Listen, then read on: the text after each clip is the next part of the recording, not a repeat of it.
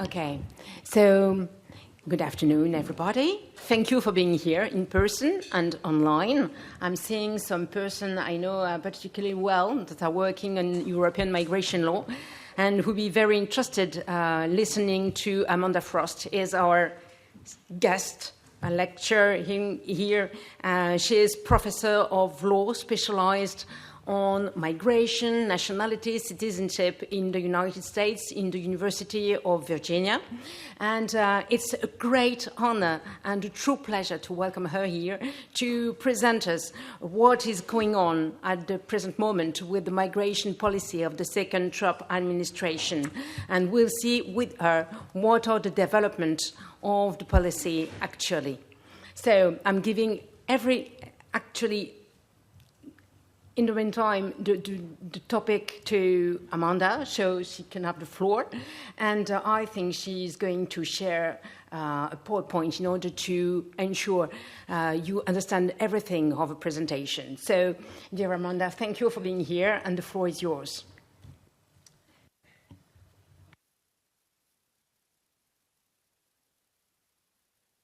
Marche? Oui? OK, merci. Je suis très heureux d'être ici et merci de m'avoir invité.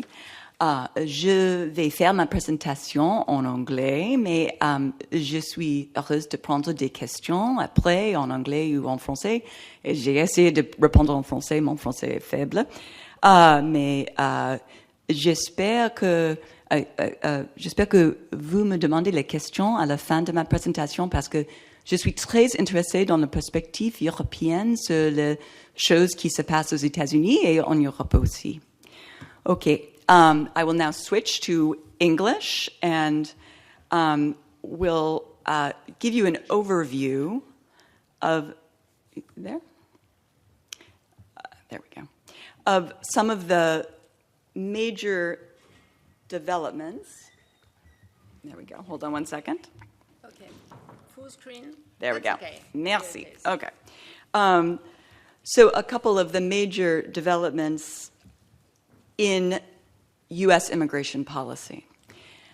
But the first point I want to make is that President Trump has three primary goals with his immigration laws and policies, which have been truly extraordinary and a very significant change from, of course, Presidents Biden and Obama, but even from the first Trump administration. And his first goal, very obviously, I think, is just to reduce the non-citizen population. But not just the undocumented population, also the population of legal immigrants, immigrants on what are called H-1B or skilled visas, immigrants on student visas. He wants to reduce the number of those people as well as the undocumented or unauthorized immigrants.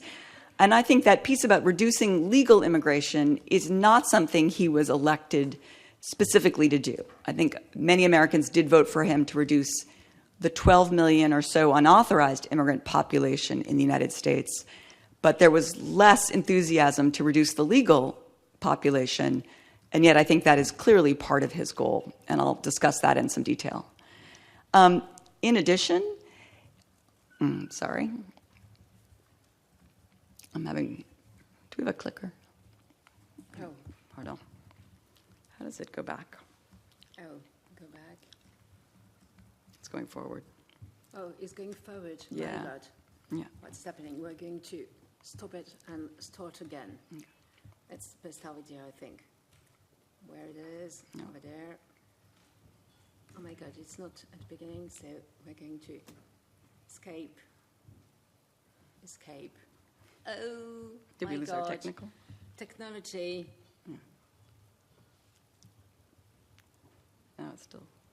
Oh, yeah, here it goes. Okay. We are Okay. All right. a good place now. Yeah. Okay.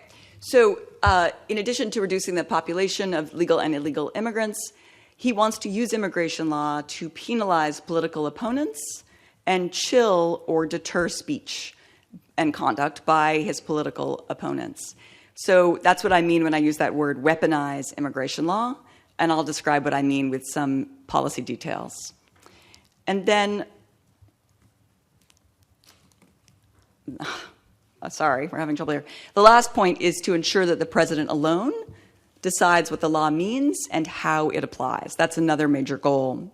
And as I put at the end of this slide, those second and third goals are not just goals of the immigration policy. They are goals of many of President Trump's policies, whether it comes to policies regarding tariffs, policies regarding foreign aid, policies regarding firing government employees, policies towards universities and trying to shut down or limit funding. Those goals of both penalizing political opponents using the law and ensuring the president alone can say and interpret the law, those both are, we see, are playing out in many different areas, not just in the area of immigration. What am I doing wrong here? I do not Yeah, know. okay. So the description I wanted to now, the area I now wanted to talk about was the use of immigration law to target students, which I'm guessing is of particular interest to this group here. So the Trump administration has targeted international students in a couple of different ways. One of those ways is it has taken away student visas and both made it more difficult to obtain student visas and made life more difficult for students who are in the United States on those visas. Still having trouble, sorry. I'm so sorry. Yeah, do we have a clicker? No, Okay. we do not. Okay. Okay, no, that's good. Is that the point you want to make now? Yeah, no, but I need to go on here. There. Okay, Okay. we're good. So you may have heard some of this in the news, but I'm not going to assume that you've all are familiar with it. So first, detaining and deporting international students for their speech and conduct. There's a couple of different people whose cases have made headlines. Mahmoud Khalil is a non-citizen but green card holder, meaning he was allowed to remain in the United States indefinitely, married to a U.S. citizen, now with a U.S. citizen child. He was very involved in protests involving Israel and Gaza, and he was therefore targeted by the Trump administration, and he's currently fighting his deportation from the United States. He was detained for many months. There's another student I'll speak of in a little more detail as well. She's from Turkey. She wasn't involved in any protests, but she did write an essay, an op-ed in a newspaper that criticized her university, Tufts University's approach to Israel and Palestine. And for that reason, she was also detained and nearly deported, but she did fight back. She is currently free of detention, but still in removal proceedings, trying not to be deported. So she's one example of, and Mahmoud Khalil is another, of the Trump administration using its control over student visas and over students' participation in what is protected free speech, but nonetheless taking that and saying, no, because of that speech, we've decided that you pose a danger to the United States and can lose your visa and be removed from the United States. Another way in which the Trump administration has targeted students and universities is by making it harder to get student visas. So the federal law, the code passed by Congress, says that you can apply for and get a visa, what's called an F1 visa or a J1 visa, to visit and study in the United States. But the Trump administration has at times suspended all the interviews that were being given to students trying to get these visas, so no one could come during that period. They've also decided to engage in closer scrutiny of social media and student speech. So individuals who are applying to come to the United States on a student visa now have to disclose any of their Facebook posts, their Instagram, any other Twitter or other online activity. And if the Trump administration's immigration officials think that speech is unacceptable to the Trump administration, we can't be sure why they might find it to be unacceptable, but it could be anything about Israel or Palestine or Gaza. It could be criticism of the Trump administration. Then they can use that to refuse to give a student visa. The Trump administration also in the spring of 2025 revoked about 3,000 students' visas who were living in the United States and studying legally in the United States. I had an experience with one of these students who attended the University of Virginia.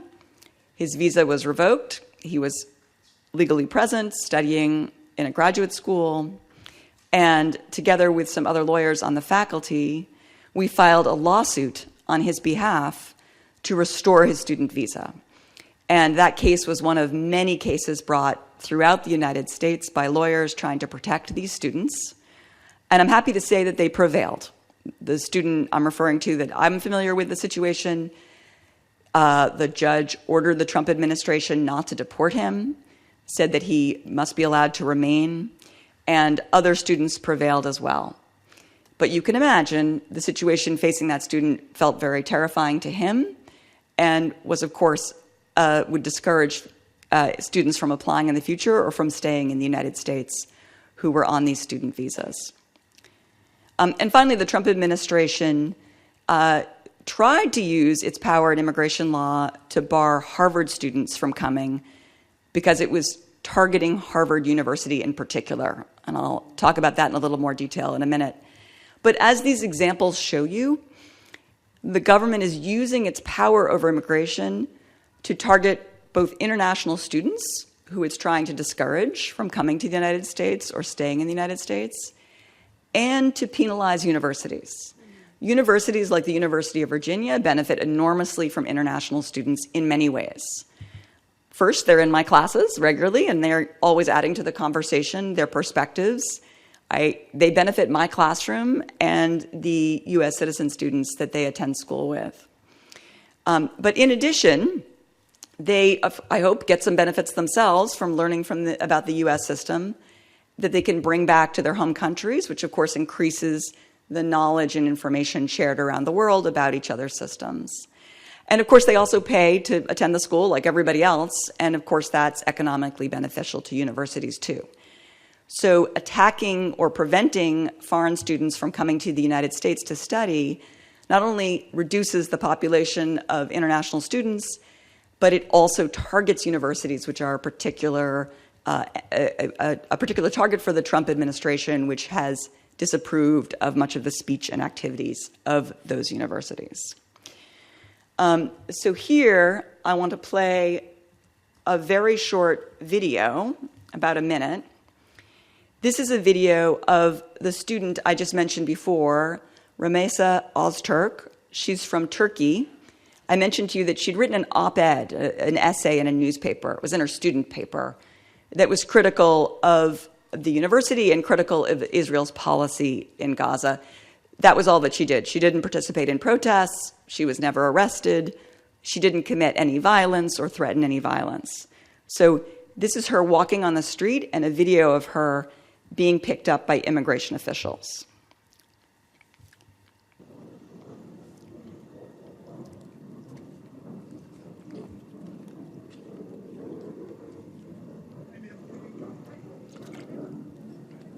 That's her in the white coat.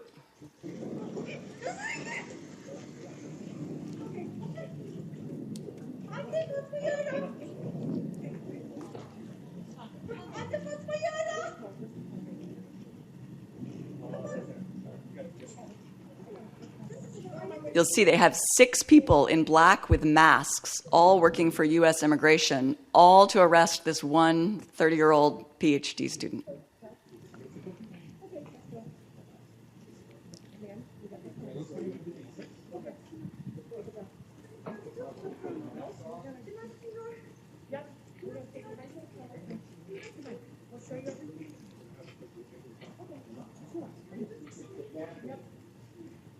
You'll see now they're binding her hands behind her back.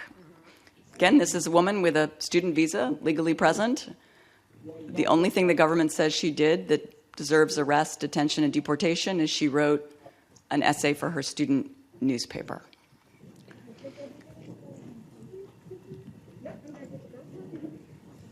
All right, I think we can stop it there. Has anyone seen that video before? No? Yeah, it's terrifying. So, she's another example of the way in which the government has used the immigration law, as I said, not just to reduce the population of international students, which it says it wants to do, but also to deter and punish speech, which is, in theory, protected, but speech that the government doesn't like. All right, now I have to move on.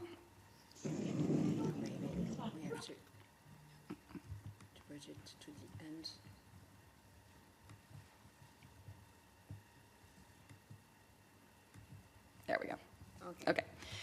This is a picture of the other student that I mentioned who's been a target of the Trump administration, Mahmoud Khalil, who has a green card, which is lawful permanent residence, meaning he had the right to remain indefinitely, married to a U.S. citizen, but he also has been fighting his deportation. In contrast with the other student, he's been very active in protests at Columbia, but again, protests, which are protected speech, he has not engaged in violence or condoned violence, but he has protested very vigorously, protesting Israel's policy in Gaza. All right, so as I mentioned, there is increased vetting of foreign students, which means no interviews and that scrutiny of social media. And I'll say that when I advise international students who are coming to the US, I tell them, do not write anything on your social media, eliminate your social media, unsubscribe, and take it off your phone when you're coming through international customs to the United States as just a best practice at this point for people that want to come and study in the United States. This I know has a lot of writing on this slide, so in a second I'll stop speaking so you can read it. I'll just say this is an email the government has sent to students who had their visas revoked. So these are students studying in the United States who had visas to be here, legally present, paying tuition, and the government sent them this email. It says, you can be arrested and deported at any time, and you may be arrested and deported when you don't have time to collect your belongings or to settle your affairs. So you won't be able to return to your apartment and take your belongings or tell your family or friends. And then you'll see I put in red this last line, persons being deported may be sent to countries other than their country of origin. So if you received that email and you're an international student, you would be terrified. I would be terrified if I received that email. And again, this is because immigration law is being used not just to deter people or to reduce the population of students, but to threaten and deter people from coming to the United States and to encourage people to leave on their own, to self-deport. So I'll end this section talking about student visas and the approach to international students by saying the Trump administration has lost in court in all of these battles, or just about all of these battles. It has not yet deported Mahmoud Khalil or Ozturk, the woman you saw being arrested. When students had their visas revoked and lawyers like myself and many others filed lawsuits, we won those lawsuits. Those students got their visas status returned. They were not deported. One other piece that I mentioned was Harvard students were barred from entry. So let's say an 18-year-old was admitted to study at Harvard and wanted to travel to the United States to begin that course of study. That student was barred by the government, but immediately lawyers sued, and immediately the government lost, and those students were allowed to come. So we see again and again that the government is losing these battles, at least in the lower courts, but we also see that it's trying to use immigration law both to target its political enemies as well as to reduce undocumented immigration. And one other piece to this story that I think is worth mentioning is the president, when he claimed he had the authority to bar Harvard students from entering, he cited a law that does give him a lot of discretion. That law says the president can bar any non-citizen or group of non-citizens from coming to the United States if it would be detrimental to the interests of the United States to let that student in, or let that individual in from any category, not just a student. So that's why I put on this slide, who is detrimental? Who gets to decide what that word means? I think it's laughable to think an 18-year-old admitted to Harvard is detrimental to the United States, even if that same individual is allowed to come as long as they're attending Stanford, right? I mean, that makes no sense. So far, courts agree with that view. But the Trump administration's view is they get to decide who is detrimental to the United States, and courts shouldn't second guess that. It should only be the executive who can decide. So, as I said, they've lost so far, but we shall see. We're in the middle of many legal battles. All right, so now I wanted to switch to talking about the Alien Enemies Act. This, you may have heard of, is a law from 1798 that is being used in an effort to deport non-citizens in the United States without giving them a right to be heard and an opportunity to protest their removal. So this law is obviously very old. It's only been used a few times in US history. It was used during World War II, for example, during major declared wars. In order for it to be invoked by the president has to either say, well, there's been a declared war, or the United States is being invaded, or there's an incursion by a foreign nation. So again, my question is, but who gets to decide if there's an invasion and what that word means? So the Trump administration has argued in court that Venezuela is invading the United States in the form of its sponsorship and support for a gang that engages in criminal activity in the United States. And because that's an invasion by Venezuela, the United States can deport anyone from Venezuela without giving them an opportunity to be heard. And you can see here are some photos of the individuals who were targeted by this law, who were removed, these people, to El Salvador, to a prison in El Salvador. They were targeted based on their tattoos, which the government said were gang tattoos. Many of them say they are not members of this gang, or they don't have any criminal relationships or criminal conduct on their record. Some of them say they're not Venezuelan, and some of them say they have legal orders protecting them, so they should be allowed to remain in the United States. The government says they should not have the right to make those arguments in court. Some of these people were removed within hours, and so they did not have that opportunity. But litigation is now ongoing as to whether the government can use this law, and it turns on whether the government controls the definition of the word invasion and the factual basis for deciding whether the United States is being invaded. Again, the government has lost in lower courts, but this issue will get to the US Supreme Court, and it's possible that court will say, I don't think it will say we're being invaded by Venezuela, but I think it might say the Supreme Court of the United States alone gets to decide whether or not the President of the United States alone gets to decide whether we're being invaded. So another category of cases that I think illustrates those points I'm making is the threat to deport non-citizens to third countries. And by that I mean to countries that are not their home country or to which they have no connection at all. So this is, the government has asserted it has the power to do this, that it can deport non-citizens to countries that are not their home countries, such as Sudan, Guatemala, El Salvador. It could put them in prison. Those governments could put them in prison when they arrive. And as long as the person is illegally in the United States or doesn't have permission to remain, they can be deported anywhere in the world. Now, the Supreme Court has not addressed this question at length.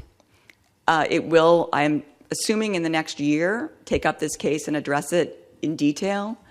But for now, what it has said is the government can continue to deport people to third countries while this question is being litigated in the lower courts. And later in the summer, the government issued a memo declaring that it is reserving the right to remove people with just a few hours' notice. So when I talk to lawyers who represent individuals who are at risk of being removed to third countries, they're trying to put in place different safeguards to prevent this removal. They are trying to, for example, tell individuals to have emergency numbers and contacts on them, memorize phone numbers so they can call immediately if they're under risk of being arrested. They have said to check in every night to see whether that individual is still safely at home or whether they've been arrested. The lawyers who are working night and day on these issues are trying to safeguard people from this potential removal from the United States. But as you can imagine, it is very difficult when there is very little notice given and the consequences for the individual is so high, not just being returned to their home country, but being returned to a country where they might be at risk of being imprisoned or tortured. And I should add, the government has conceded that at times it has erred, made a mistake, and deported individuals, such as a man named Kilmar Abrego Garcia, to a country, El Salvador, in which he had a legal right not to be deported. He'd had a protective order that prevented him from being deported there. The government erred and deported him to that country and then said, well, it's too late, we can't get him back. Eventually, his lawyers succeeded in getting him returned to the United States, but again, an example of the government's approach, which is that we alone interpret the law, apply the law, and once someone's removed from the United States, whether it's an error or not, whether we concede an error or not, we cannot get them back. So those are all examples so far of the ways in which the government has been targeting non-citizens in the United States, as I've said, to reduce the undocumented population, to claim the sole power to interpret and apply the law, regardless of what the courts or Congress says, or in fact, their view is courts and Congress shouldn't have a role, and at times to target political enemies, people whose speech or conduct they don't like, institutions that they want to limit or discourage, like universities. So these are all ways in which non-citizens have been targeted. But there's a new front in this weaponization of immigration law that we see emerging from this administration, and that's to destabilize the citizenship of people that are U.S. citizens, either because they are born in the United States and so are automatically citizens at birth under the Constitution of the United States, or in what is known as denaturalization campaigns. Déchéance, I think is the word in French, taking away citizenship from people who acquired it, who immigrated to the United States and applied for citizenship. And then the last, and I would say this has been something the president has alluded to but not yet done, is to threaten to deport or strip citizenship from Americans. So he said on a couple of occasions that he thought U.S. citizens could be, who are imprisoned in the United States, could be sent to foreign countries like El Salvador and be imprisoned there. So this is really a new phase of this weaponization of immigration law. We see the president on the first day of his administration challenging birthright citizenship, the idea that everyone born in the U.S. is a U.S. citizen. He is arguing that those who are born to unauthorized immigrants or legal immigrants who are temporarily in the United States, those children are not U.S. citizens at birth. That's his argument in court. He just last week filed a petition in the Supreme Court to have that case heard in the U.S. Supreme Court. It will probably hear and decide the case by June. And the argument the government is making is that it alone can tell us what the Constitution means, and the Constitution has, while been interpreted for a century or more than a century, to give citizenship automatically at birth to everyone, but that today it should now be interpreted not to give citizenship to the children of undocumented immigrants and temporary immigrants. And I should add, temporary immigrants include people on skilled work visas or student visas who are living in the U.S. for many years, and some of whom have applied for green cards. Denaturalization campaigns, there's about 20 million naturalized citizens in the United States. The long history in the United States was not to denaturalize those who'd obtained citizenship unless there was clear fraud and the individual had committed significant crimes, usually war crimes. So maybe 10 or 11 people were denaturalized at most every year under not just Obama and Biden, but also under President George W. Bush, President George H.W. Bush. Denaturalization was very rare. It was typically used for sort of Nazi prison guards who hadn't admitted who they were. But the Trump administration has reinvigorated denaturalization and is investigating and looking to strip citizenship from people much more broadly and aggressively. So even becoming a naturalized citizen does not create security and puts at risk those who come to the attention of the government with that form of citizenship. And finally, the Trump administration, as I said, has threatened to deport Americans or to strip citizenship from U.S. citizens. I'll just end with this slide of Rosie O'Donnell, who you may know is a comedian, not any sort of politician or particularly active political advocate, but she has criticized the Trump administration And she also obtained Irish citizenship recently, and he said, well, I plan to take away her citizenship. Now, I don't think he could succeed legally in doing that, but that was the argument. So just to sum up the comments that I've made today, and again, I really welcome your questions, and I'm happy to describe in more detail any of those legal phenomena that I've already discussed. But I'll just sum up by saying, as you can see from those examples, right, the student visas and the targeting of universities and international students, the use of the Alien Enemies Act to interpret that word invasion to mean that whatever the government wants it to mean, and to say the government has sole discretion to interpret that word, to take the birthright citizenship guarantee in the Constitution and say it no longer gives citizenship to those born in the United States, despite over a century of interpretation that says that it does. These are all examples, as I've said, of taking immigration law and using it not just to reduce the number of immigrants in the United States, but also to target political enemies and to take control over the interpretation and meaning of the law. And that is the agenda for every area of the law, not just immigration law, but also, as I said at the beginning, in terms of deciding which countries shall pay tariffs, which universities shall get funding, which government employees get to keep their jobs, and who will be prosecuted by the government. These are all areas in which the Trump administration is seeking to take control from Congress and the courts. And since it's been a pretty intense presentation, I'll just end by saying that so far the lower courts have ruled against the Trump administration. They've lost again and again and again in the courts. And I think the question, the hard question, and Marie-Laure, you may be addressing this, is what is the role of the Supreme Court and what will happen when these cases get to the Supreme Court? Thank you. Thank you so much.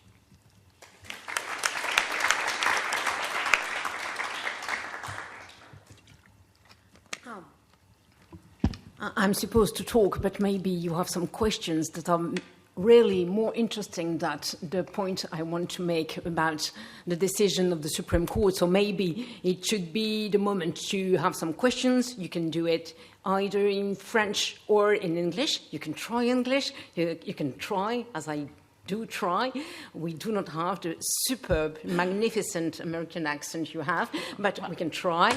And I could highlight some points I decided to look at where the decision of the Supreme Court of the United States afterwards. So maybe I'm giving you the floor, and if you want to have the floor, please raise your hand, and you have to use your microphone so people that are online can hear you, okay? So is there some question? Are there many questions? It would be so great.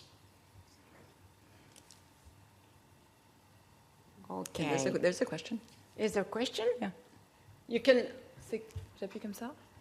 C'est bon? Parfait. Merci beaucoup pour cette présentation. J'ai deux questions.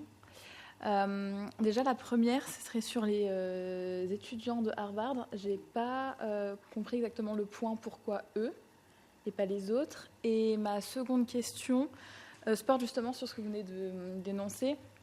Donc, certes, le président utilise les politiques d'immigration et interprète la loi à sa guise, mais on voit que quand on va,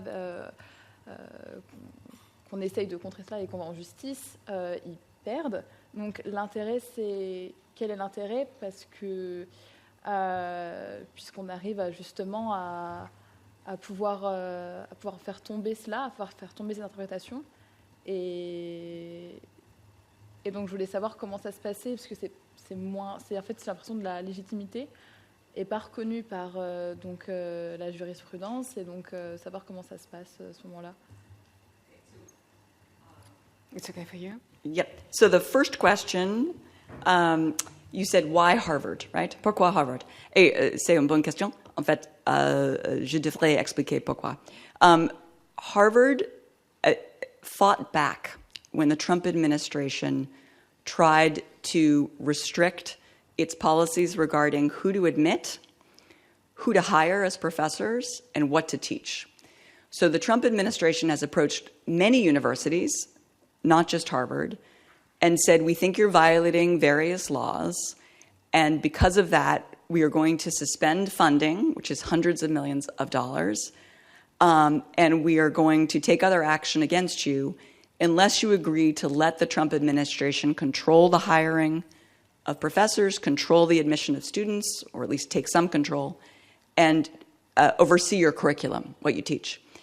So several universities immediately settled or agreed to terms with the Trump administration. But Harvard fought back. It filed a lawsuit, and it challenged the administration's claim to be able to do this. And at that point, the Trump administration took many different actions against Harvard, such as suspending more funding. Harvard has many scientists and researchers. It relies on federal funding. And it also said, we're going to bar your students and only your students from coming into the United States on the ground that they're detrimental to the United States. As I said, a court reviewing this, and it was within hours of the Trump administration's announcement, said, no, you can't do this. That law allowing the president to suspend entry for those detrimental to the United States, that's a law that's intended to prevent entry of people who might be terrorists or might be a danger to the United States, not this 18-year-old student attending Harvard who you're claiming is a problem, but you wouldn't have a problem with the same person if they went to another university. I mean, it really isn't a valid argument, and the government lost right away in court. So that's why they challenged Harvard students and not the students of other universities. Harvard was fighting back, and this is an example of using immigration law to penalize enemies, people they don't like, not just to do something legitimate with that law, like protect our nation. Now, your second question, I may not have fully followed it. It was pourquoi l'administration perd dans le tribunal inférieur? No? Okay. Okay. What is the point of the Trump administration to adopt some decisions that are not lawful and to be barred by the different judges in the law court and to still going on with more and more measures that are illegal, that are unlawful? And what is the idea, the legitimacy of all the mechanism that is deployed by the Trump administration in such a way? Yeah, so I think they have a couple of goals. One is win or lose, they instill fear, right? So the email that I showed you that the government sent students that said we could deport you at any time and we can deport you to a third country that's not your home country. If I were 20 years old and living in a foreign country and got that email, I would probably just leave, right? I would be terrified. So one goal is to instill fear. And I have to say, I'm afraid I'm helping by telling you about all of this. One is to instill fear and discourage people from coming to the United States. I think the other goal is to create a sense of chaos and a sense of overwhelming the system. So by attacking immigrants on so many different fronts, it requires lawyers who work in this space to spend night and day, to constantly be trying to protect their clients. It's overwhelming the system set up to protect the non-citizens in the United States. And third, I think they hope they will win in the Supreme Court. So, and they may win some of these cases in the Supreme Court. I'll just say your last piece of your question, though, was, aren't they delegitimizing themselves by losing, right? If I understood. And I think, to me, they are. And to some Americans, they are. I don't know how it will play out in the politics of the United States, but I would like to think that when they make arguments like Venezuela is invading the United States, that makes my fellow Americans think twice about whether they want to support the Trump administration. But that remains to be seen. Is there other questions? Oh, Yasmin Bouaga, who is a professor of sociology specialized on migration law. Nice to see you again. Thank you for your great talk. I'm interested in knowing what's going on with the refugee law. And because under the first Trump administration, he took this decision of the Muslim ban. And so what happens now, and what's the situation of refugees in the US? Thank you. Yes, so nice to see you again. And excellent question, and there's so much I could cover. I will say with the first day of the Trump administration, the president suspended the entry of all refugees, including people who had spent 2 years being processed, had been approved as refugees, and were coming to the United States that very day. But if they had not entered the United States by the afternoon of January 20th, his first day in office, they were barred from coming. Under US law, the president does have enormous discretion over the number of refugees. And while I've just made a presentation where I've explained the president is claiming power and discretion in areas where he doesn't have it, he does have that kind of discretion in the area of refugees. Congress has given the president enormous discretion. So he has almost completely barred all refugees from coming, with one exception. About 25 people, white people from South Africa, who claim they have been discriminated against on the basis of their race. They have been allowed to come to the United States as refugees, but no one else. Other questions? Yeah. You open your microphone over there. You can see a mouth. You open it. You switch on. It could be red. Yeah. Thank you so much for the presentation. It's just a follow-up question based on what has been said already. What's the legal basis of sending someone to a country that is not their own home country? Thank you. So, great question, and I will say that is being litigated, so it's being hard fought right now. But unlike some of the other issues that I described, where I think the Trump administration's arguments are very weak, I think they have some strong arguments in this area. Because under US law, if a non-citizen is in the United States and they are not legally present, if they don't have a visa, they don't have a right to remain, they can stay if they claim they will be persecuted in their home country.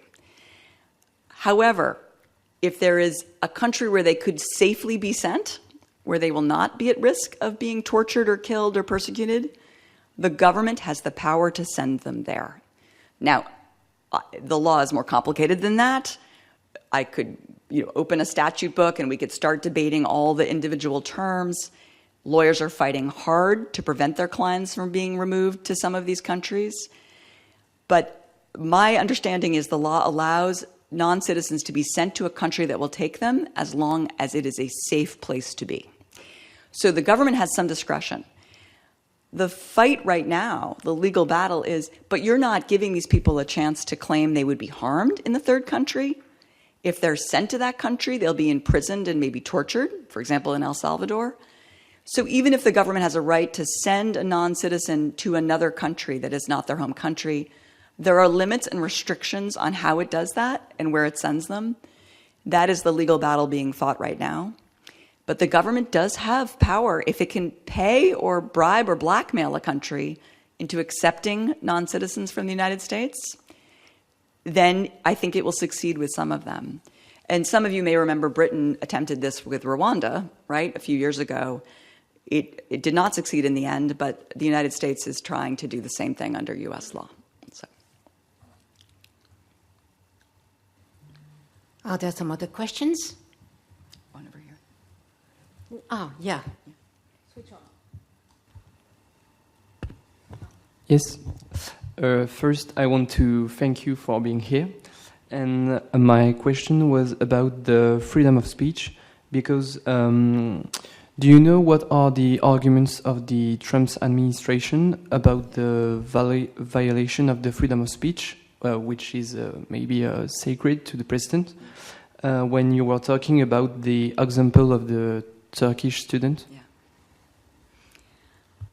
Yes, so the argument being made, Secretary of State Marco Rubio has certified that he says that that student you saw being arrested, a doctoral student who did nothing but write that op-ed, he says that she poses a national security risk to the United States, and he alone gets to decide whether she does. And if she does, and he alone decides that, then she could be removed. And that's the argument being made in court right now, that it is solely at the discretion of the Secretary of State. Now, your question is, but what about First Amendment values? What about freedom of speech? And the Trump administration's response is, not when you are a non-citizen that we have declared is a danger to the United States. Then national security is more important than anyone's First Amendment rights, and we alone get to decide when national security is more important than the speech at issue. So it's, you again, weaponizing immigration law to say we decide when someone poses a danger, and speech alone can make them a danger. There is a question online from Yasha Makaniko, who was a researcher for Statewatch EU. I'm going to read it so everybody can see the question. Looking at these developments from a European lens, would you say Trump and the current US administration are providing EU citizens with evidence that shows the importance of resisting regressive developments in migration policy because they have more to do with power relations between states and people to shift them in an authoritarian direction than with improving migration management? Yes, I mean, I think that question really gets to the heart of matters. And let me just say, I think that it's important to have discussions about limits on immigration. I don't think that any country today can have completely open borders. Immigration is always a hard question without easy answers. And I am comfortable with that. That's what I teach in my immigration classes. But what I was trying to describe to you in this presentation and what this question I think is getting at is, but what about when immigration is used as a tool of authoritarianism?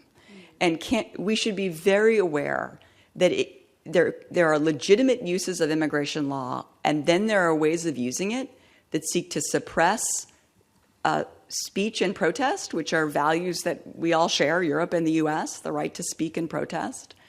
When it's being used to penalize enemies, target enemies, people that speak up, the government doesn't like, are now the people who are targeted for removal. They're the institutions that are targeted for penalties, such as the international students at Harvard. They're used to instill fear and chill and deter people from speaking or acting. So when international students come to me and say, should I participate in a protest? The answer is don't, right? That's dangerous. If a naturalized citizen comes to me and says, should I bring myself to the attention of the government? I want to, write something or engage in activities I know the government doesn't like. That person is more at risk. I feel more secure because I'm a citizen at birth, but even then, the government's trying to destabilize that.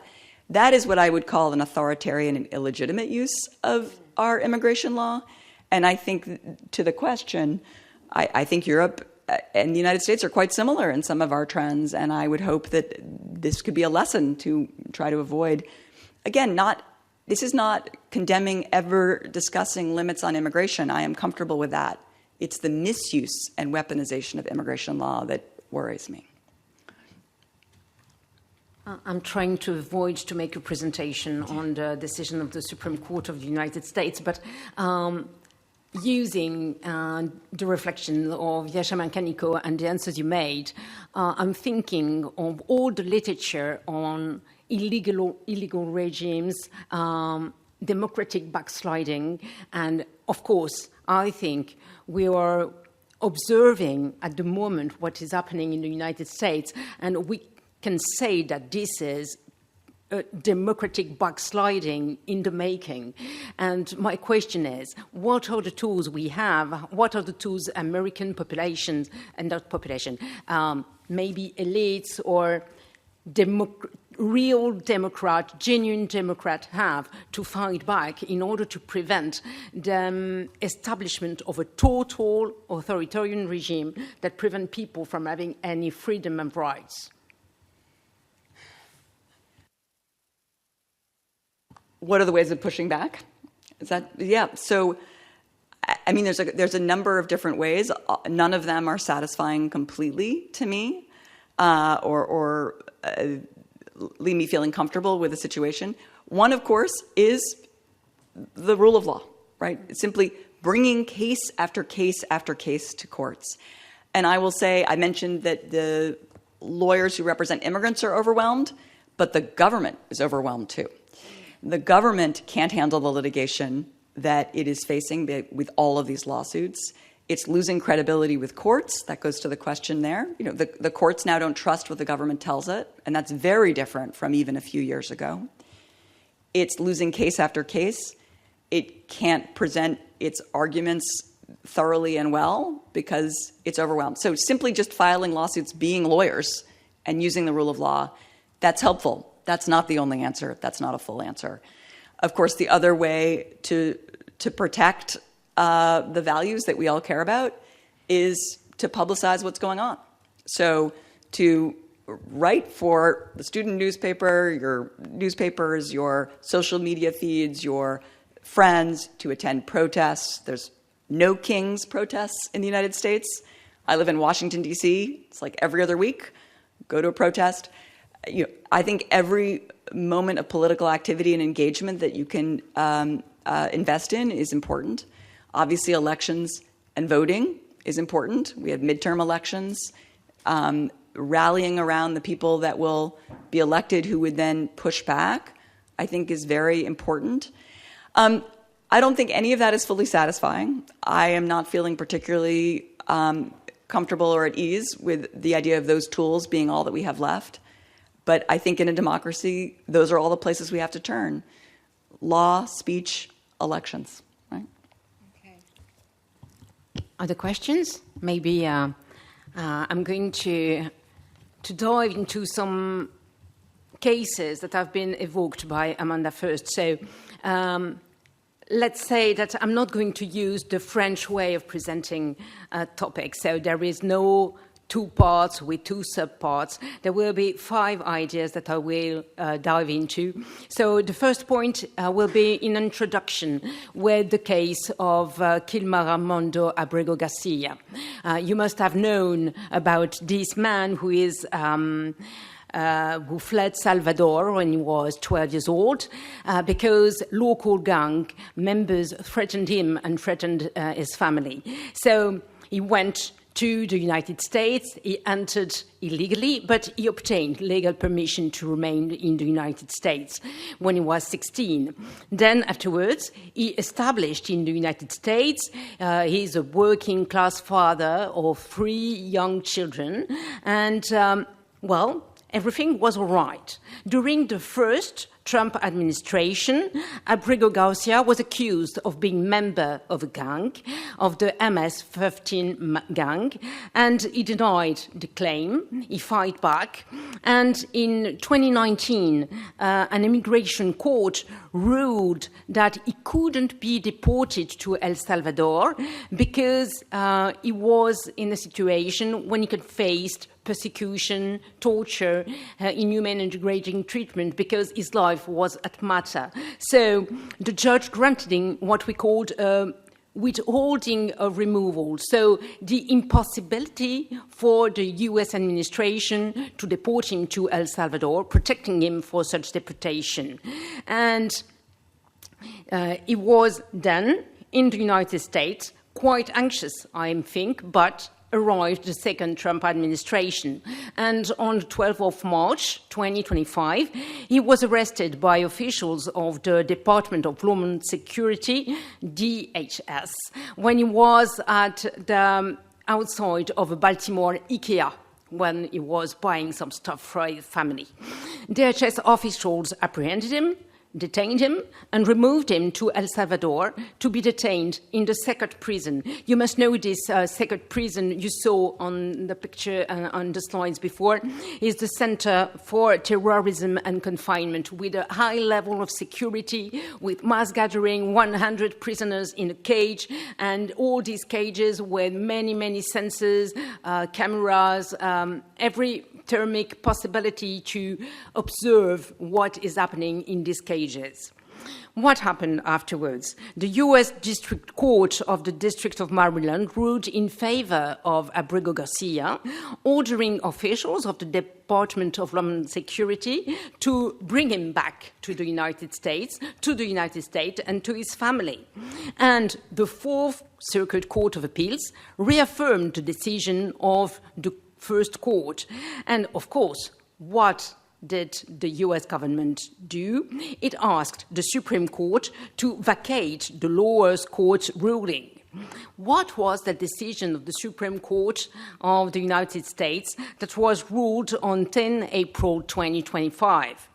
It was an unanimous decision, which was written by the Chief Justice Roberts, and the Supreme Court affirmed the lawlessness of Abrego Garcia's deportation to El Salvador, because there was this withdrawal of removal that was existing and that was protecting him from being deported to a state, his home country, that was a state where he could face violence, fear for his security and for his liberty. So it was particularly important to have this decision of the Supreme Court of the United States. What happened then? Did the Department of Homeland Security organize the return back of Abrego Garcia to the United States? The first position was, no, we are not going to do that because we do not have any power on what is happening on the El Salvador soil. So, of course, it's not our problem anymore because it's not there. So afterwards, there was a huge meeting with all the cameras of all over the world between President Donald Trump and President of El Salvador, Nayib Bukele. And there was an understanding that it was possible to bring Abrego Garcia back to the United States. Finally, it was the case on the 6th of June of 2025. Yes, we obtained a result in this case. He was returned back, but do not worry, he was returned back to be detained in a Tennessee prison. So after, it was freed. Yes, at last, the 22nd of August, he spent 9 months in SCOTUS, in fact, and in prison, really. And just afterwards, he was summoned to the Immigration Police Office in Baltimore. So he went there because he was really anxious of what DHS wanted from him. And he went there. On the 25th of August, he was detained again. And here, the idea of the US government was, we're not going to send him back to El Salvador because the Supreme Court of the United States said it was impossible. We are going to send him to Uganda. Okay? So the same day, there was a lawsuit against this decision. The judge decided it was absolutely forbidden to remove Abrego Garcia from the United States without giving him the chance to challenge the deportation to Uganda, explaining why it was impossible because he could face some torture, inhumane, degrading treatment, and so forth. And the hearings are scheduled for October. But at the moment, Abrego Garcia is detained and is under a removal order to Uganda. So this was only an introduction to show you the complexity between the decisions of the administration of the second Trump mandate and the intervention of the different judges at the first level of appeal and the Supreme Court. So my question is, will the decision of the Supreme Court that were issued afterwards will protect Abrego Garcia from being deported to Uganda? Are there decisions, are there orders, are there affirmations of protection of migrants' rights that can be discovered in the Supreme Court decisions that have been issued since January 2025? The answer is no. And my point is to explain to you why. Why? Because in fact, there is 4 ideas I want to underscore, and Amanda, you're invited to step in whenever you want, because I'm sure you have some elements to highlight, to give some more in-depth comments about these 4 topics. The first is that the Supreme Court endorsed the deprivation of regular status of immigrants in the United States, and we'll see that in the decision in particular. The second is that the Supreme Court admitted immigration raids and controls in order to apprehend migrants.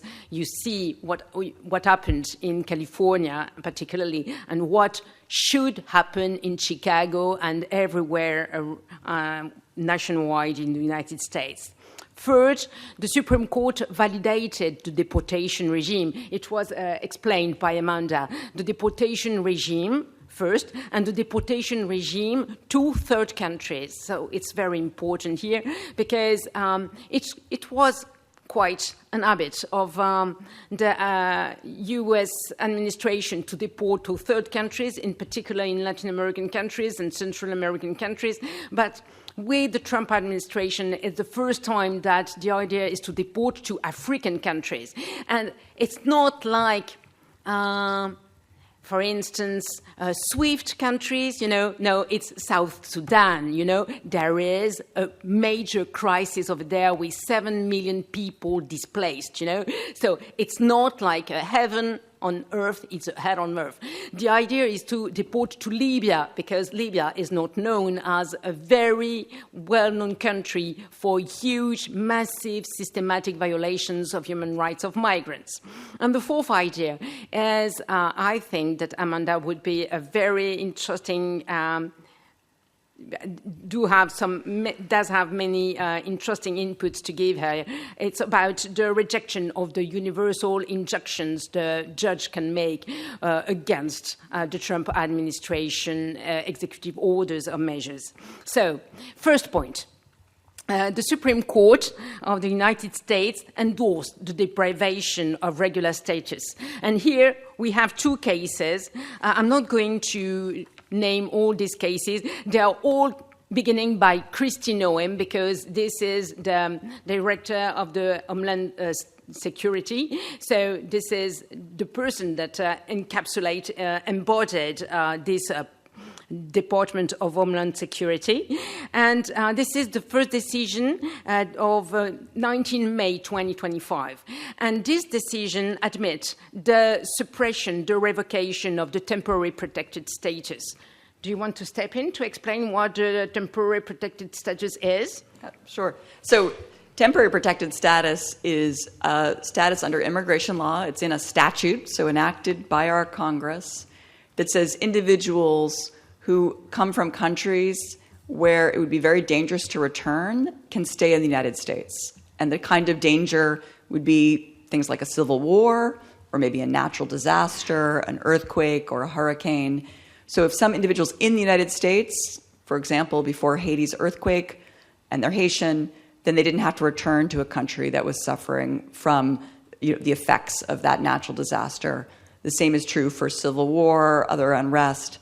And so the Trump administration has moved to end almost every one of these categories of temporary protected status, again, on the ground that it wants to expel and remove non-citizens generally. These people are legally in the United States, and the government's saying, we're going to end your legal status and make you leave and go back. Yeah, and regarding this temporary protected status, we can see that the Biden administration decided to designate Venezuela as a state from which third country nationals can come to obtain this temporary protected status.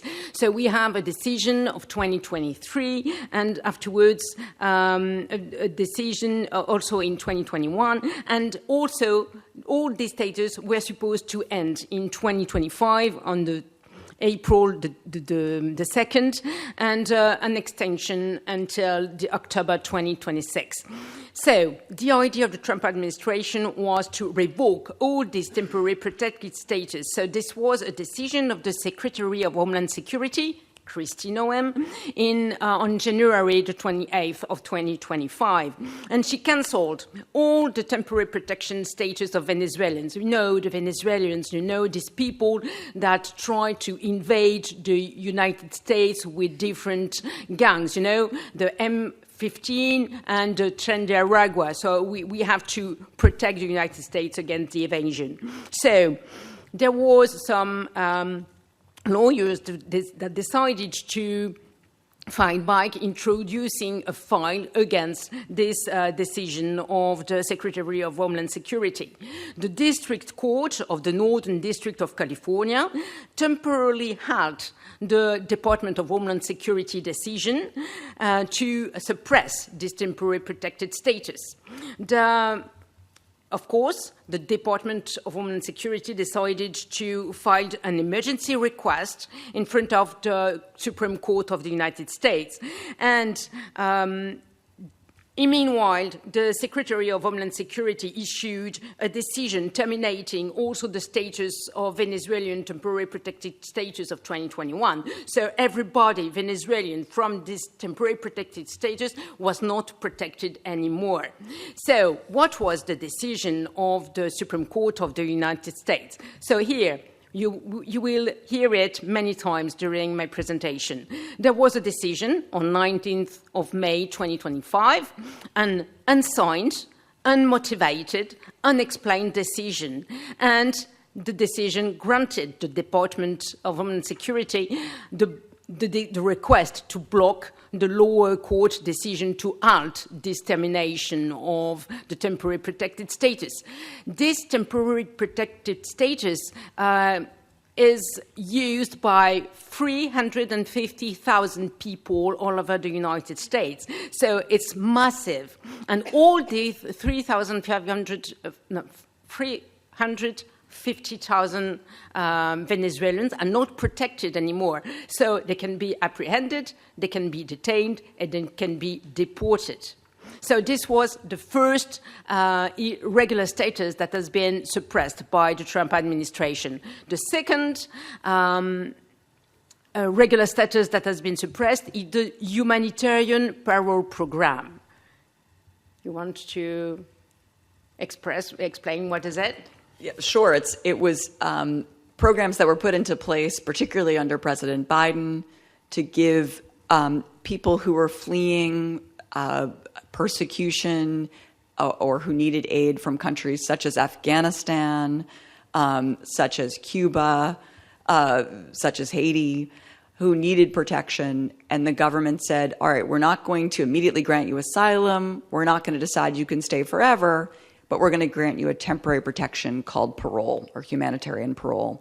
And that was also a status that people could get who, for example, had a sick child and they needed to come to the U.S. for medical treatment they couldn't get in their home country.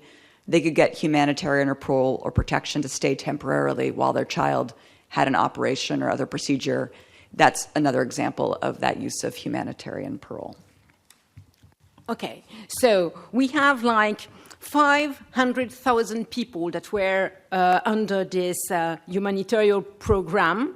And we have people from Venezuela, from Cuba, from Asia, from Nicaragua, and they were all protected.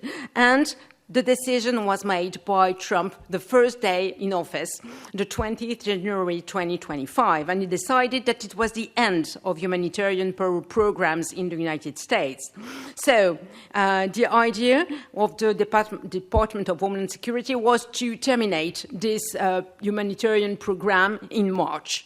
And of course, there were lawsuits. And during these lawsuits, there were some judges, in particular, a Boston-based first district court ordered halting the administration move to terminate this humanitarian parole. The first U.S. Circuit Court decided to affirmed the decision of the first judge. And of course, the federal judge orders the Trump administration to restore processing and giving the benefits to all the people that were concerned by the humanitarian program. But the decision was made by the Supreme Court of the United States on the 30th of May, 2025, ruling in an emergency order, always unsigned and motivated and explained, that it was okay to suppress this humanitarian parole program. So 500,000 people are under the possibility to be apprehended, to be detained, and to be deported. I must underscore that on the 1st of August, a federal district court issued an order challenging the Trump administration used to expedited removal against these people, because the idea of the administration is not to process a normal removal of all these people, but an expedited way of removing them with no notice of what their rights are and no possibility to introduce remedies against the decision to remove them. Okay? So this was the first point I wanted to make. So the Trump administration make possible the suppression of regular status of many thousands, tens of thousands, hundreds of thousands of migrants on the soils of the United States. Second step. The second step is the possibility to apprehend migrants everywhere, every time when it's possible. This is the acceptation by the Supreme Court of the United States of the immigration raids and controls. You must have seen that what was spreading in the Los Angeles country area in June 2025 with all these people from ICE, Immigration and Customs Enforcement Agency, all like Ninja Turtle. You imagine that? All masked, very heavy armed, and intervening when seeing a person that doesn't seem to be an American. So immigrants groups intervene, saying that, well, there is a violation of the Fourth Amendment. What is the Fourth Amendment? The Fourth Amendment to the U.S. Constitution says that you have a right not to be subject to unreasonable searches or seizures, which means basically the government can't stop anyone it wants and put them even temporarily in detention and search them without a good reason. And so the question is, what's a good reason? Yeah. So the good reason was considered not to be present in many cases. And a judge on July the 11th, Frimpong, she's a star in my mind, well, issued a temporary restrictive order that prohibited government agents in the Central District of California to apprehend people on the sole base of four mentioned factors. That is to say, apparent race and ethnicity, people that are looking like Latin Americans, on speaking in Spanish or speaking English with an accent. So it's a clue that they are not necessarily Americans. The location where they are, near, for instance, a place where builders are used to take some workers for the day, okay? And a fourth, where there are jobs of landscaping or construction or restoration or hostel. Well, all these fourth elements were not sufficient elements to apprehend people in order to detain them and deport them. The U.S. Court of Appeal agreed and refused to pause the order of the first judge.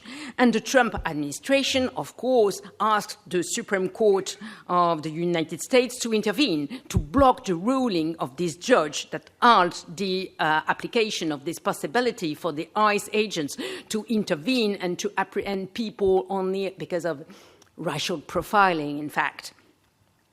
And, in fact, the Supreme Court decided that the plaintiffs do not have the right to sue, in fact, in this decision.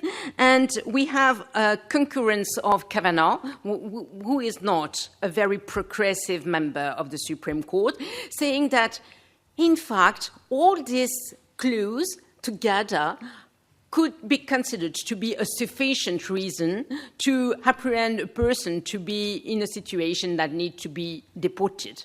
So, in fact, we have here the possibility to consider as non-legal migrants in the United States, or the Spanish-like, so the Latin American-like people that are working in low-scale jobs or going to such workplace where people with no graduate, no diplomas can go.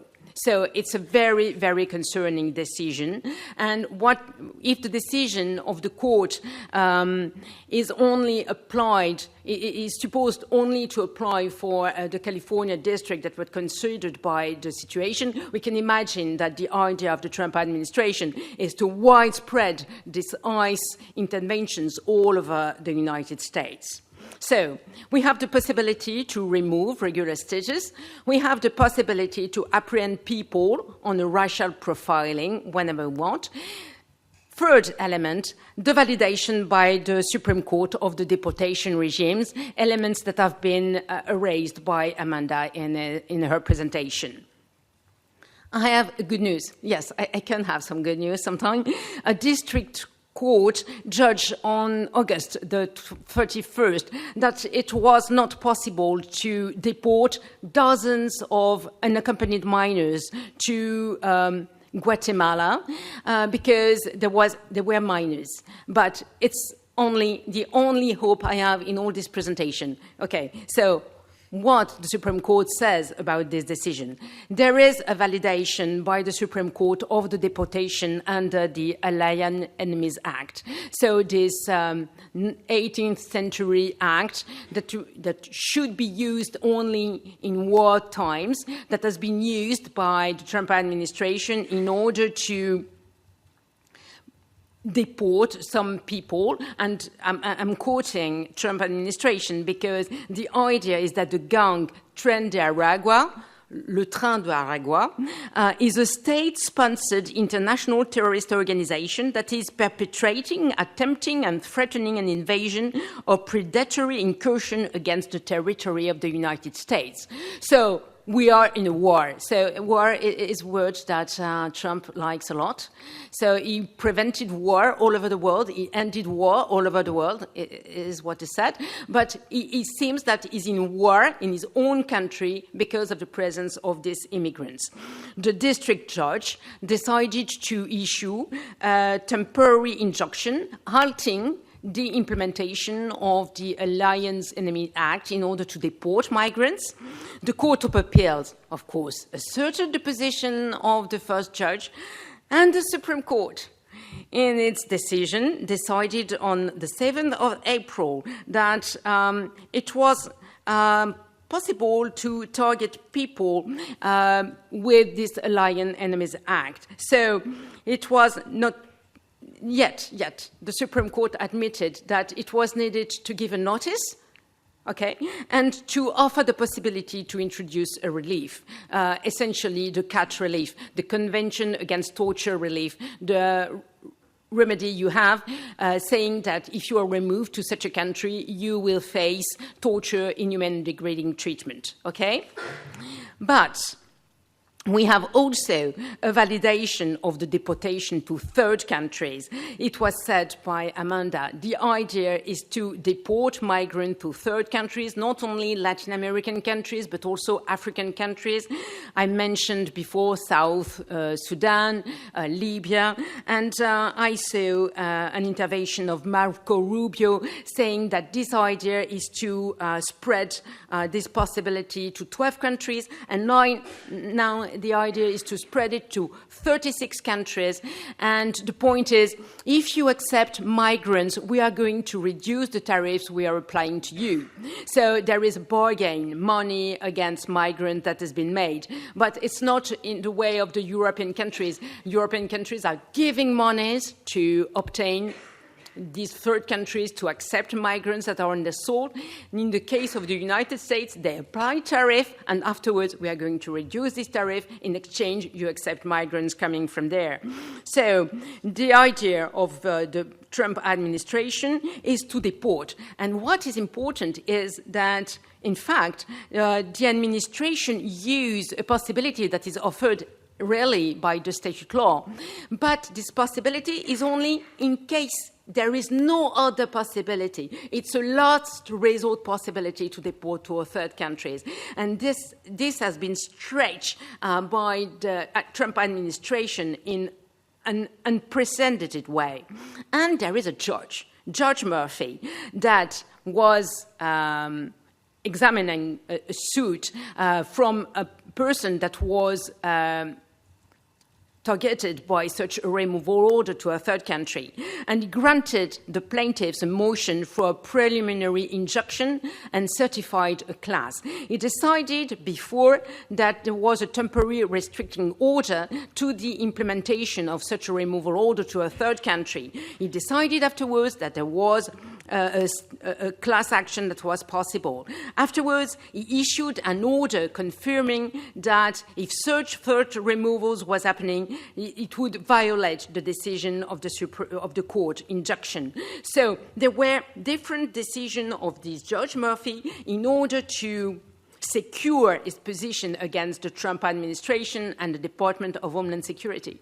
But during all this time, the Trump administration and the Department of Homeland Security organized the removal to South Sudan, to Guantanamo, in order to remove people to El Salvador. So, in clear violation of the injunction of the judge. And the point is important because the Trump administration didn't decide to go to the Supreme Court at first. The first position was to violate the decision of the judge and to go afterwards in front of the Supreme Court. So it's important for the conclusion I'll be making afterwards.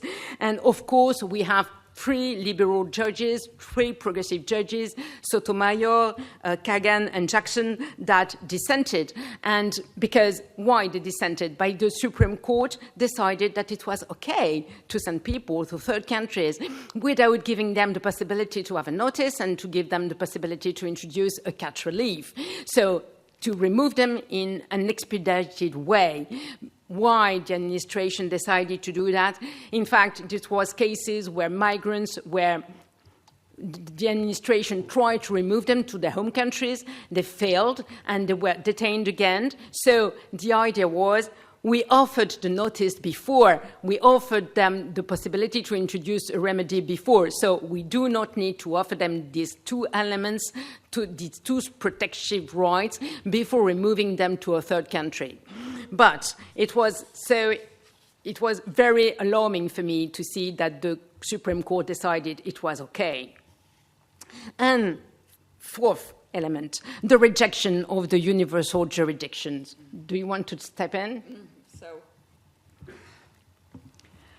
So there, both in the first Trump administration and again in the second, this essential to the ability of lawyers to protect non-citizens, and it goes beyond immigration law, but definitely in the realm of immigration law, it was essential to use a remedy that applied beyond the individual person you represented. So you might represent 1 person or 5 who were threatened with deportation because they'd lost their temporary protected status or their parole, but you sought relief on behalf of everyone in the same position throughout the United States. And as a lawyer, you did that to protect the whole group, and because it's very difficult financially, logistically, to file a lawsuit on behalf of every single person, right? So lower court judges were giving what were called universal injunctions to prevent the Trump administration from putting into place its policy against everyone in that same position, not just the individual plaintiff before the court. And the Supreme Court has now nearly eliminated that remedy.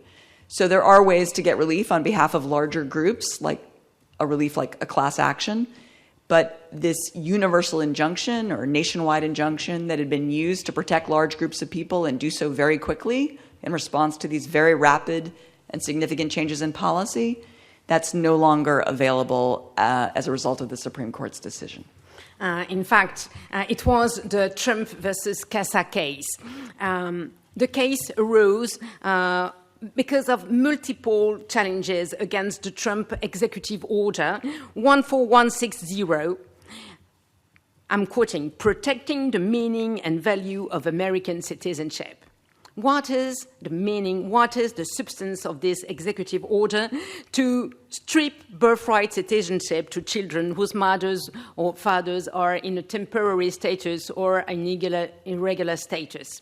It has been presented by Amanda first. So the idea is to prevent these children to benefit from American citizenship.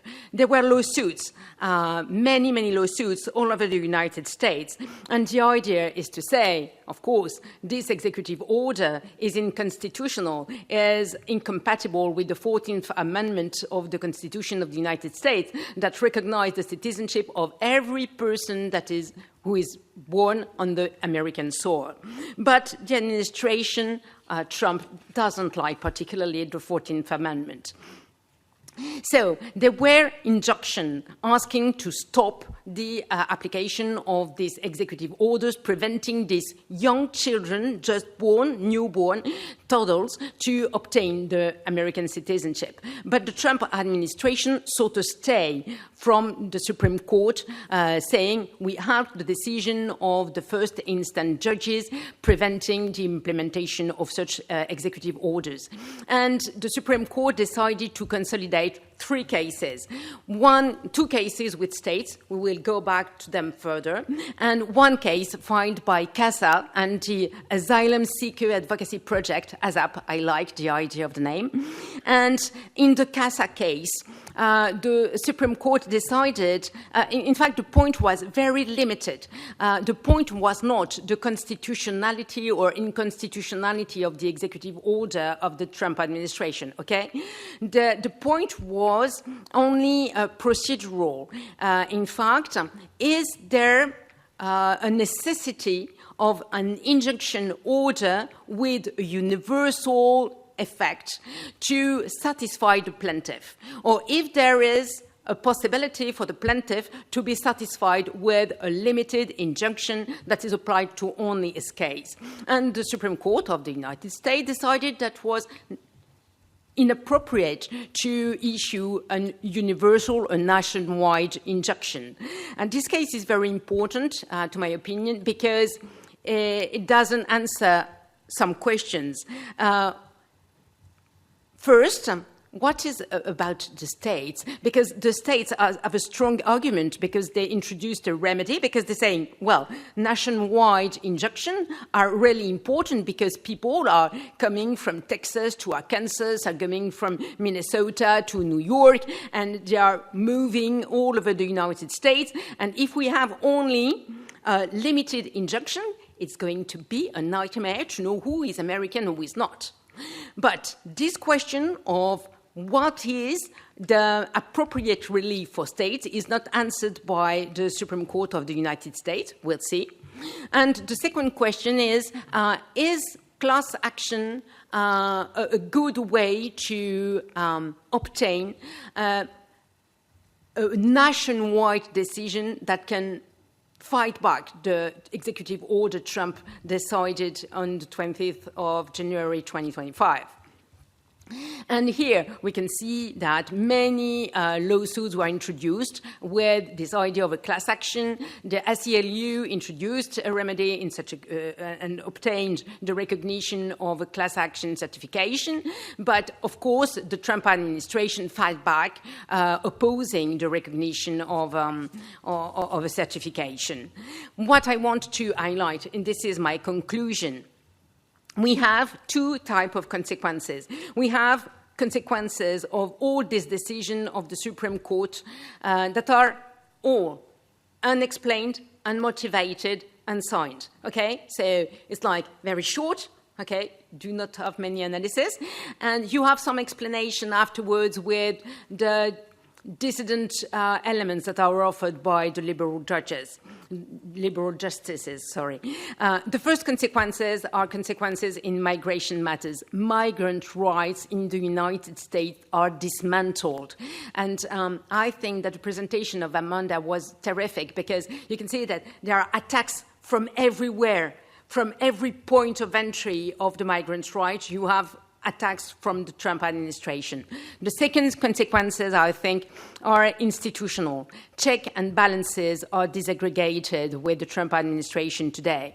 Two elements on this point. The first point is the use, the abuse, the misuse of the interim relief, the emergency docket, the shadow docket. Maybe you can give your insight on what it is, this shadow docket the Supreme Court intervened. So the Supreme Court of the United States historically issues decisions that are often quite lengthy, well-reasoned, after having an oral argument, briefing over a period of many months. That's the normal way it operates. But more and more often, it's been issuing decisions on what it calls its emergency docket, and which academics have dubbed the shadow docket, because it issues decisions about interim preliminary relief without necessarily explaining its reasoning at all, without a hearing, any chance to argue before the court, and without briefing. So there's been a great deal of criticism that so much of U.S. law is being pronounced by a Supreme Court that doesn't sign its opinions or provide any reasoning for its opinions, and may not have gotten a full disclosure and briefing when it issued those decisions. And by the way, let me just say, your presentation is extraordinary, and your level of knowledge is extraordinary. You all, but that is this question about the shadow docket, and which is also called the emergency docket, is one that the U.S. legal community is really up in arms about today. This emergency docket is very interesting, because there is no possibility to give rise to argumentation, to reasoning, to explanation. And I read a very fascinating report, an analysis, a quantitative analysis of decisions of the Supreme Court with the emergency docket. And it appears that there is a tendency, a trend from the Supreme Court to have more restrictive, more conservative position in the emergency docket decisions than normally, and that the emergency docket requests were more granted for Trump than for the Biden administration. So that was the point.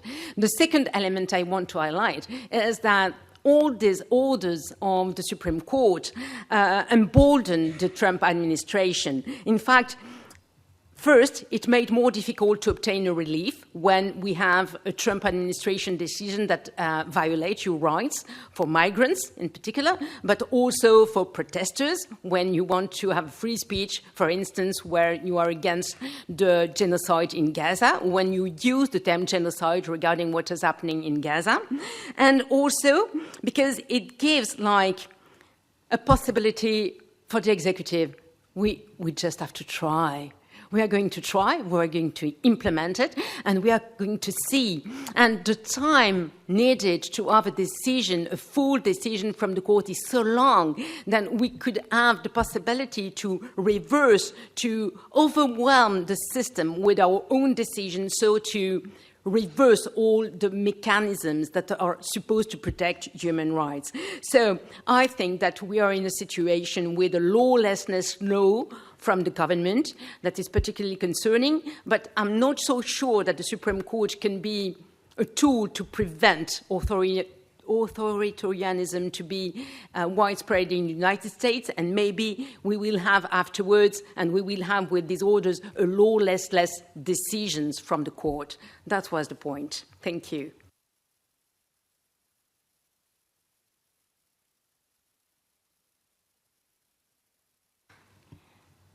Do you have any questions? But it can be also observations or comments or whatever you want about the United States, migration policy, but also maybe the international policy of the United States. We are able to answer all that.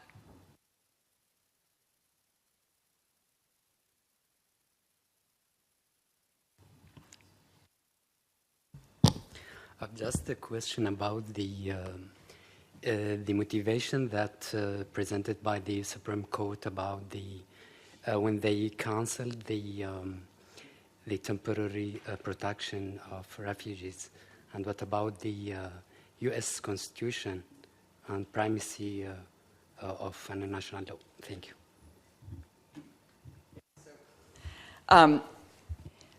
So the Trump administration, as we just heard, and as I said, an extraordinarily knowledgeable, detailed presentation about what is a very chaotic U.S. immigration system, but presented beautifully, and it shows you how much is going on in this space. So the question is, well, how can the government take away temporary protected status, as we've just heard, or humanitarian parole, or bar refugees from coming? How can that be consistent with our Constitution and international obligations? Is that, yeah.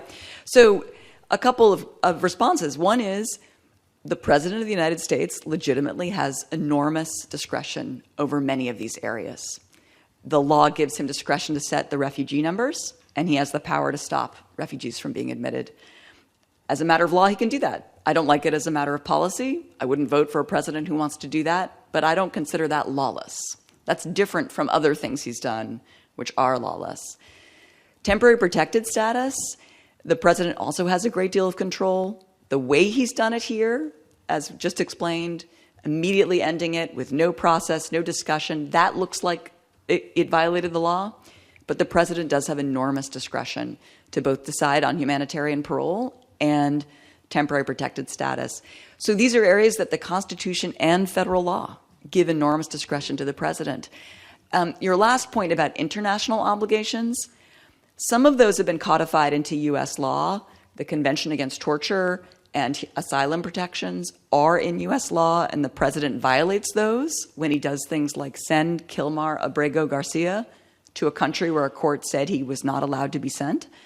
That was a violation of law and our international obligations as codified in our laws. But if they're not codified in American law, then the U.S. government does not feel obligated to follow them, and it's very hard to force them to in a domestic U.S. court. So I guess my response is there's a lot of discretion the president has legitimately, as well as things that he's done that are lawless. Any other questions? You're very shy.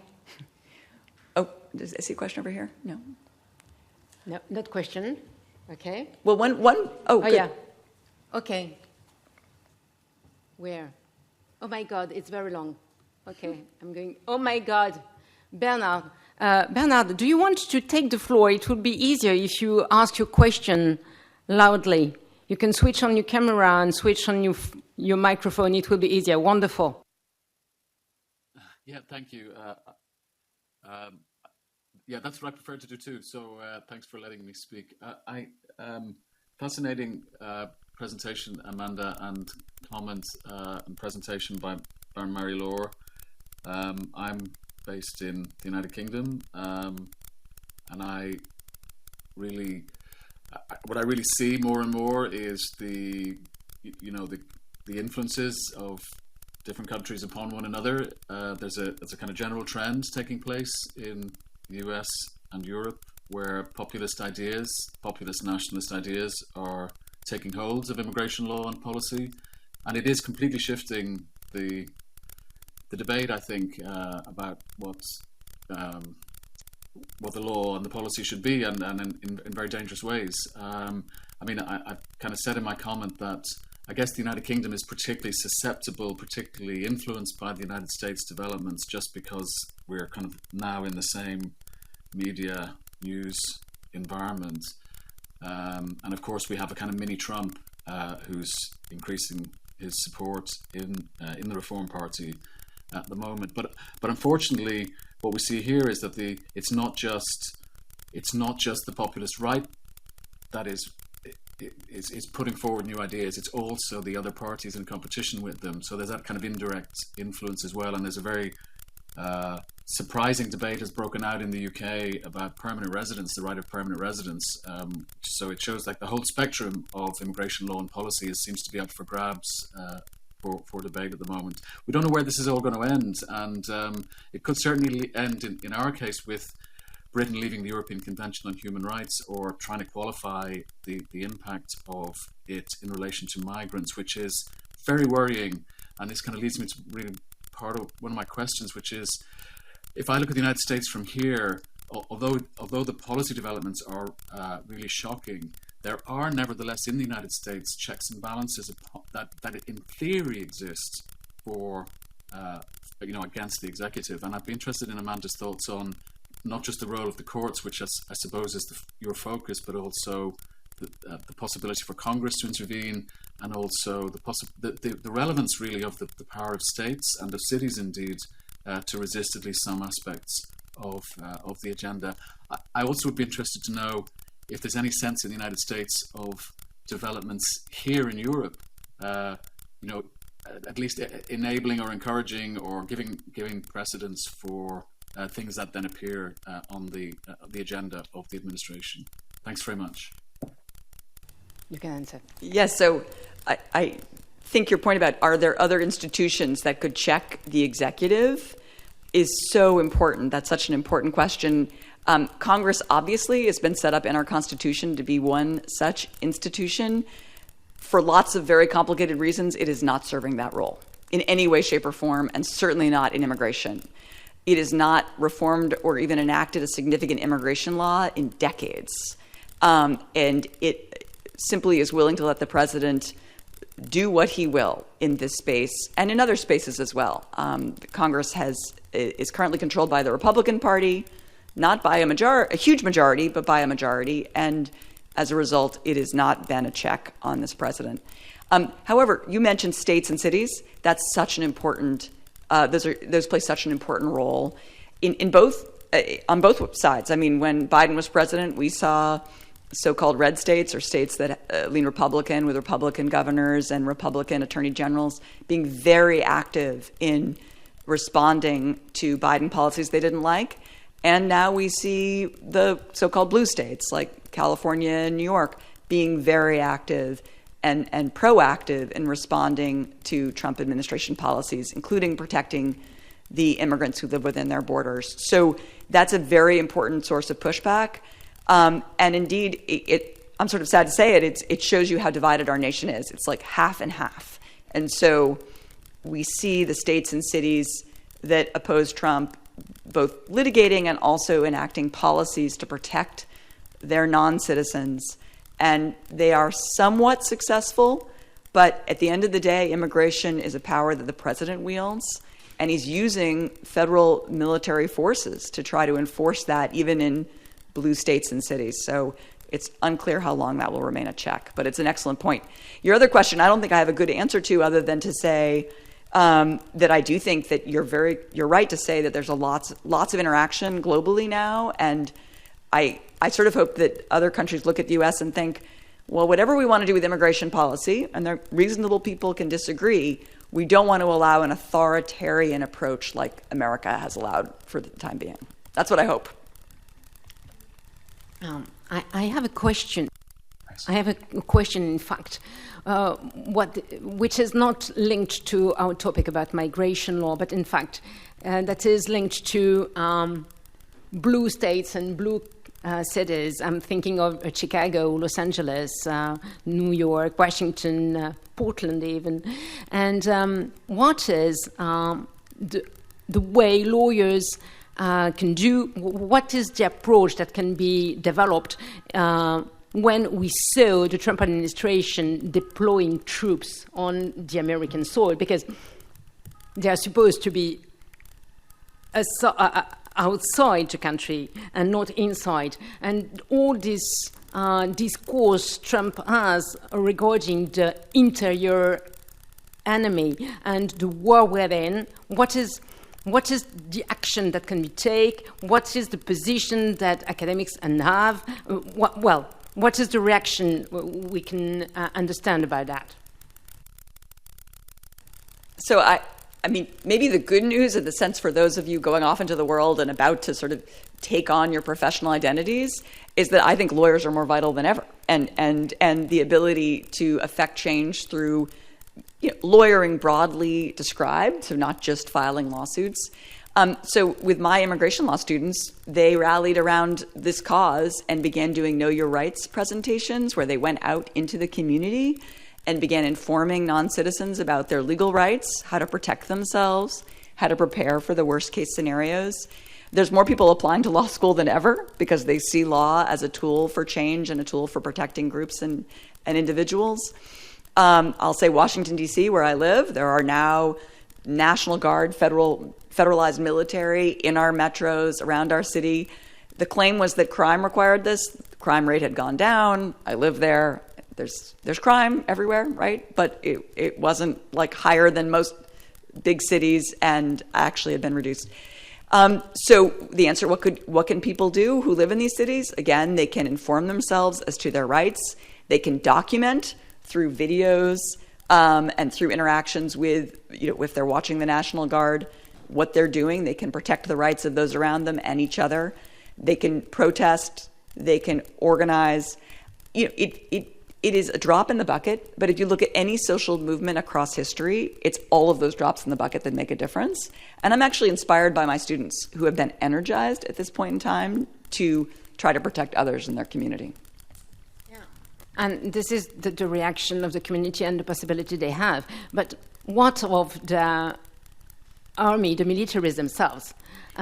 What should be? What is the reaction? What could we imagine from them as they are deployed on their own territory in order to pursue war that doesn't even exist? Is there some resistance? Is there a possibility for them to resist? Or is there like a purge in the US military, so much so it's impossible, in fact, to resist the Trump administration? I do not know the word in English, rouleau compresseur. Yeah. That was the perfect word. I don't think there is a word in English that's as good as that word. When it comes to the deployment of the military and the National Guard, I see that as an extension of the use of the immigration and customs enforcement officials that already existed, which in a way are a nationalized, federalized force the president can use at his discretion. That video I showed you, I found chilling.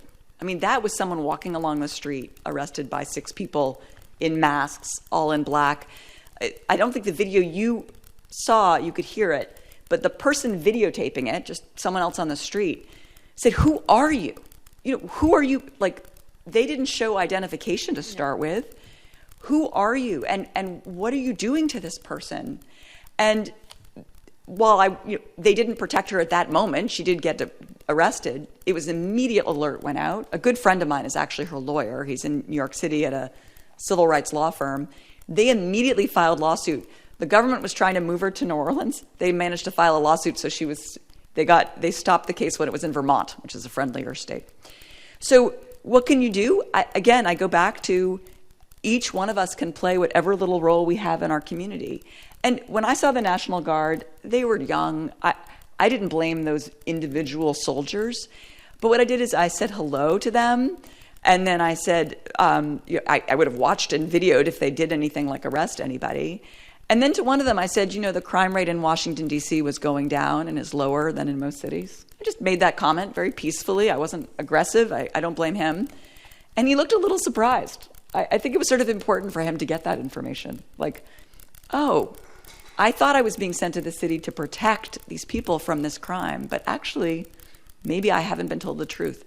All we can do is spread information that is correct and accurate and hope that educated people make good choices. So it's quite depressing situation in the United States. So you have to study law very intensively because we need to protect ourselves from a drift to illiberal regime in our country and at the European level. And I think we used all the time we can have, and we used all your neurons and your brain. Maybe you seem quite tired. So I'm going to say that this conference is closed, and I think we need to applaud again Amanda, who comes from the United States. Let me just quickly say a great thank you to Marie-Laure, and also if anyone has individual questions they want to ask right now, I'll stay around, and I'd really be interested to hear your perspectives and any questions you have. Thank you again for your attention today.